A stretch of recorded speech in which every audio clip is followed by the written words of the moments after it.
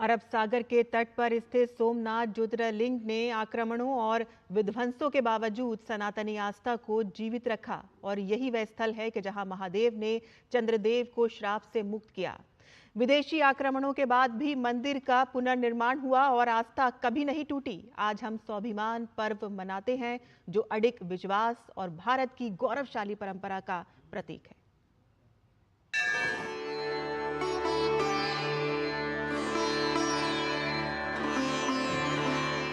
सोमनाथ क्यों कहा जाता है? वेरावल और गुजरात का पश्चिमी सिरा, ये है पवित्र प्रभास क्षेत्र, अरब सागर के किनारे स्थित, और यही है सोमनाथ। प्रथम ज्योतिर्लिंग शिव पुराण, स्कंद पुराण, श्रीमद् भागवत पुराण में सोमनाथ की महिमा का वर्णन है। ये वो स्थल है जहां देवादिदेव महादेव ने चंद्रदेव को दक्ष प्रजापति के शाप से मुक्त किया था, इसलिए ज्योतिर्लिंग को सोमनाथ के नाम से जाना जाता है। ज्योतिर्लिंग और शिवलिंग में अंतर। शिवलिंग की स्थापना की जाती है और वह मानव निर्मित है, लेकिन ज्योतिर्लिंग स्वयंभू होता है। देश में 12 स्थान ऐसे हैं जहां शिव ज्योतिर्लिंग के रूप में विराजमान है।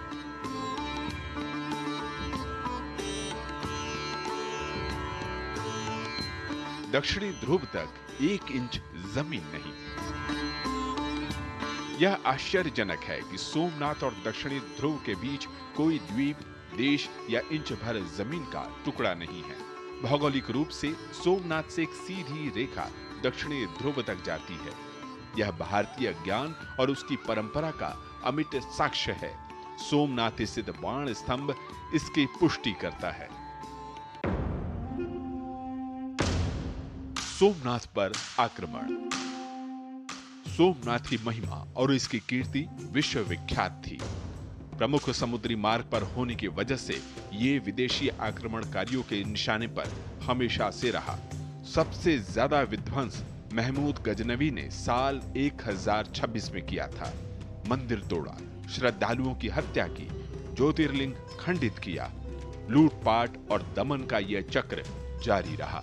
इतिहासकारों के अनुसार सोमनाथ पर कुल 17 बार हमले हुए, जिनमें से 6 बड़े हमले शामिल हैं।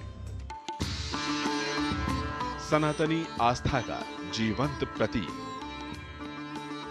आतिताइयों के जुल्म के आगे सनातनी आस्था कभी नहीं टूटी और न ही झुकी। हजारों साल के अत्याचार को भारत ने अपने अडिग विश्वास से पराजित किया। प्रतिहार राजा नागभट्ट, चूड़ासमा राजा महिपाल, राजा भीमदेव, राजा भोज, अहिल्याबाई और स्वतंत्र भारत में सरदार वल्लभ भाई पटेल ने मंदिर का पुनर्निर्माण कराया।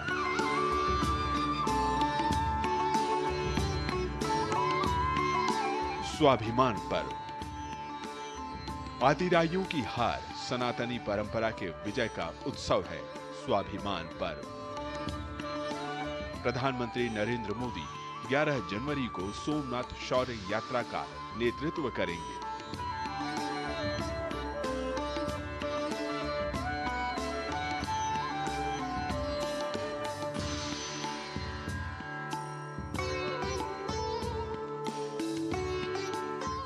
इसके अलावा वर्ष भर अनेक कार्यक्रम होंगे जो सहिष्णु भारत, लोगों के धैर्य और अजेय स्वाभिमान का गौरव गान करेगा।